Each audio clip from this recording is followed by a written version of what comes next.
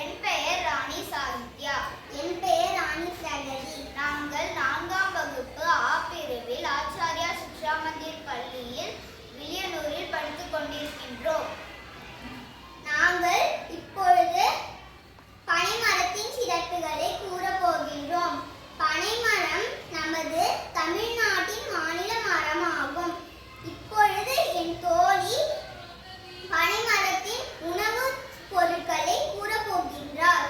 நுங்கு, பனங்கிழங்கு, பனம்பழம், பதநீர், கற்கண்டு, கருப்பட்டி. இப்பொழுது என் தோழி பனைமரத்திலிருந்து செய்யக்கூடிய விளையாட்டு பொருட்களை கூறப்போகின்றார். பனங்காய் வண்டி, பனை ஓலை விசிறி, பனை ஓலை காற்றாடி பொம்மைகள். பனங்கொட்டைகளை